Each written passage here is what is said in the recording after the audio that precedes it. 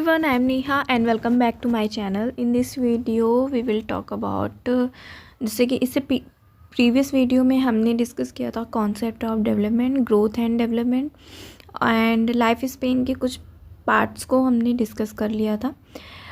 जैसे कि यहाँ पे आप देख सकते हो concept of development, growth and development को डिस्कस कर लिया था। ये दोनों टॉपिक बहुत इंपॉर्टेंट थे। और अंडरस्टैंडिंग लाइफ स्पेन डेवलपमेंट को हमने डिस्कस कर लिया था and issues in life span development, ये दोनों क्वेश्चंस भी बहुत इंपॉर्टेंट है।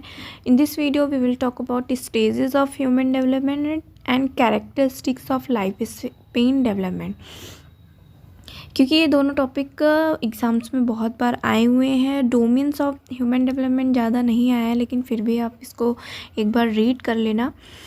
उसके बाद हम नेक्स्ट वीडियो में डिस्कस करेंगे research methods for life span development and obstacles in studying life span development. ये दोनों टॉपिक भी बहुत बार एग्ज़ाम्स में आ चुके हैं। तो इस वीडियो में हम स्टार्ट करते हैं stages of human development and characteristics of life span development. So let's begin. So stage of development जो है वो defined by milestone. The term milestone refers to the development that has to take according to the age of the child. ठीक है, जो बच्चे की as होती है उसके अकॉर्डिंग होता है। And for instance, almost all children start standing, walking at the age of 1 year and more, start saying a few words by the time they are 1.5 2 years etc. तो ये जो स्टेजेस होती हैं ये एक डेवलपमेंट की स्टेजेस होती हैं। ठीक है, तो यहाँ पे कुछ डेवलपमेंटल पीरियड्स हैं वो दिए हुए हैं, जिसमें फर्स्ट है चाइल्डहुड एंड एडोलसेंस, जो कि बर्थ टू 20 एज तक क्या होता है। सेकंड है early adulthood, age 17 to 45 age तक, एंड मिडल अडल्टहुड होता है 40 टू 65, एंड लेट अडल्टहुड होता है ओवर 60 ईयर्स ऑफ एज। ये जो डिवाइडेड है डेवलपमेंटल पीरियड्स, ये टेनेंट एंड पॉक्सन ने 1995 में दिया था। ठीक है, ये हो गए स्टेज ऑफ डेवलपमेंट जो कि लाइफ स्पेन में होता है। डोमेन्स ऑफ डेवलपमेंट वैसे भी एक बार भी एग्ज़ाम्स में आया नहीं है, लेकिन आप एक बार रीड कर लेना। यहाँ पर 3 और 4 टाइप्स के डोमेन्स दिए हुए हैं, जैसे कि psychological, cognitive, physical, social domains ये होते हैं जो कि इफ़ेक्ट करते हैं ह्यूमन डेवलपमेंट पे। ठीक है, अब नेक्स्ट आते हैं, ये बहुत इंपॉर्टेंट टॉपिक है और ये बहुत बार एग्जाम्स में आ गया है, characteristics of life span development. तो इसमें सबसे पहला पॉइंट दिया हुआ है लाइफ लॉन्ग डेवलपमेंट, कि पर्सन जो है उसका लाइफ लॉन्ग डेवलपमेंट होता है। यहाँ पे 2 तरीके के एस्पेक्ट दिए गए हैं डेवलपमेंट के। एक तो कुछ पर्टिकुलर एज तक होता है डेवलपमेंट, एक डेवलपमेंट होता है कि जो एंटायर लाइफ होता है। पर्टिकुलर एज तक मतलब कि हमारी आँखें, हमारे नोज़, कुछ पर्टिकुलर ऐसे पार्ट्स होते हैं जो कि पर्टिकुलर एज तक होता है, लाइफ लॉन्ग नहीं होता है। बट हमारे हेयर्स, नेल्स, ये सारी चीज़ें होती हैं कि हमारी एंटायर लाइफ डेवलपमेंट होता है। तो इसीलिए एक कैरेक्टरिस्टिक्स है लाइफ स्पेन डेवलपमेंट का, लाइफ लॉन्ग डेवलपमेंट। ठीक है, अब आते हैं development is multi dimensional, biological, social, emotional domains, cognitive domains, इस पूरा ऑल ओवर जो डेवलपमेंट होता है, इसीलिए इसको मल्टी डायमेंशनल डेवलपमेंट भी कहते हैं। Development is multi directional. Multi directional मतलब कि बहुत सारे डायरेक्शन के थ्रू क्या होते हैं हमारी जो है डेवलपमेंट होता है। ठीक है, जैसे हमारा सोशल डेवलपमेंट होता है तो उसमें भी बहुत सारे डायरेक्शन होते हैं जिसकी वजह से हम अपना डेवलपमेंट, सोशल डेवलपमेंट कर पाते हैं। तो एक तरीके से ये एक इसका एग्ज़ाम्पल है। तो बहुत सारे तरीक़ों से, बहुत सारे डायरेक्शन से हमारे डेवलपमेंट होते हैं। ठीक है, जिससे हमारी जो लाइफ चेंज होती है। डेवलपमेंट इज़ प्लास्टिक, जो हमारे बॉडी में एक नर्वस सिस्टम होता है जो प्लास्टिसिटी कहलाता है। अगर आपने फर्स्ट ईयर में अच्छे से जो फर्स्ट पार्ट है पढ़ा होगा, फर्स्ट पेपर MPC 001, उसमें जो न्यूरो साइंस का चैप्टर था उसको पढ़ा होगा, तो उसमें आपने ये वर्ड सुना होगा। तो इसमें क्या होता है कि इसके थ्रू हम ये जान सकते हैं कि हमारे जो कैरेक्टरिस्टिक्स हैं वो चेंज हो गए हैं, कितने चेंज हुए हैं, कितनी डिग्री तक, और रिमेन स्टेबल हैं या नहीं है। ये सारी चीज़ें हम इस प्लास्टिसिटी से के थ्रू जान सकते हैं। ठीक है, ओके। अब आते हैं डेवलपमेंट इन कॉन्टेक्चुअल का भी एक कि हम किस तरीके से रहते हैं, कहाँ रहते हैं, ये भी बहुत ज़्यादा मैटर करता है हमारे डेवलपमेंट में।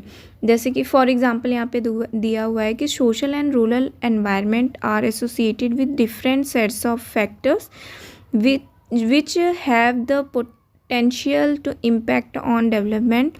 Understanding how development differs for individual within these two settings requires an understanding of the different context. ठीक है, आई होप आपको समझ में आ गया होगा. ठीक है, डिफरेंट कॉन्टेक्स्ट में रहने वाले पर्सन्स के डिफरेंट डेवलपमेंट होते हैं. ठीक है, development is multi disciplinary. Development जो है साइकोलॉजी में जो अगर स्टडी किया जाता है तो ये उससे पता चला कि मल्टी डिसिप्लिनरी भी होता है. Rather an understanding of human development will be achieved only by research conducted from the perspective of discipline such as sociology, linguistic, anthropology, computer science and neuroscience and medicine. मतलब सिर्फ psychology, development psychology को read करने से ही हमें development का नहीं पता चलता है. हमें ये सारे पार्ट भी पढ़ने पड़ते हैं, रिसर्च करने पड़ते हैं. उसके थ्रू हम एक पर्सन के डेवलपमेंट के बारे में जान सकते हैं. जैसे कि sociology, linguistic, anthropology, computer science, neuro science, medicine, इन सब की भी हेल्प चाहिए होती है. ठीक है, इसीलिए यहाँ पे बोला गया है कि development is multi disciplinary. Development involves growth, maintain and regulation. आपको पता ही है कि डेवलपमेंट किसके थ्रू होता है, ग्रोथ के साथ भी होता है, मेंटेनेंस भी चाहिए होती है, रेगुलेशन भी चाहिए होता है. तो इन तीनों का भी बहुत इंपॉर्टेंट रोल होता है ह्यूमन डेवलपमेंट में. Development is embedded in history. Development is also historical situation and is always influenced by historical conditions. The historical time period in which we grow up affects our development. जैसे कि हमारा अगर कुछ history ऐसी रही है हमारे हेल्थ से रिलेटेड या फिर हमारे मेंटल हेल्थ से रिलेटेड, तो वो भी हमारे डेवलपमेंट पे इफ़ेक्ट डालती है. ठीक है, तो नॉर्मेटिव एज ग्रेडेड इन्फ्लुएंस, इसकी बायोलॉजिकल और एनवायरमेंटल इन्फ्लुएंस भी होते हैं जिसका एक पर्टिकुलर एज ग्रुप पे इफ़ेक्ट पड़ता है. ठीक है, जिसकी वजह से भी हमारा जो डेवलपमेंट है वो इन्फ्लुएंस होता है. ओके, अब नेक्स्ट है normative history graded influences. Biological और इन्वायरमेंटल इन्फ्लुएंसेस जो होते हैं associated with history that are common to people of a particular generation like depression, AIDS, ये सारी चीज़ें भी हमारे जो डेवलपमेंट है उस पर इम्पैक्ट डालती है.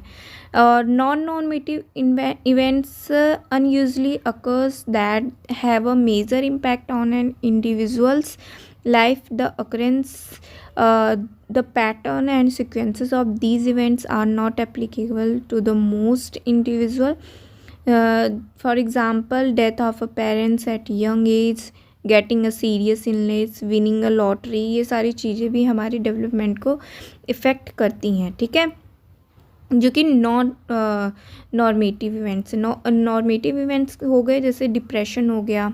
ठीक है, चाइल्डहुड में जो हमारी कुछ ऐसी सिचुएशन हो गई प्यूबर्टी में, तो उसकी वजह से हमारे जो डेवलपमेंट है वो इफ़ेक्ट हो सकता है, इन्फ्लुएंस कर सकता है. और ये सारी चीज़ें नॉर्मेटिव में आती हैं. नॉन नॉर्मेटिव होती है कि जो डेथ हो गई पेरेंट्स की यंग एज में, गेटिंग अ सीरियस इलनेस, ये सारे हमारे जो इवेंट्स होते हैं ये नॉन नॉर्मेटिव इवेंट्स में आते हैं. तो ये था characteristics of life Spain and stages of development. दो टॉपिक हमने इसमें डिस्कस किया और नेक्स्ट दो टॉपिक मैंने स्टार्टिंग में बताए थे, उसको हम नेक्स्ट वीडियो में डिस्कस करेंगे। तब तक मेरी वीडियोस को देखते रहिए। Thanks for watching.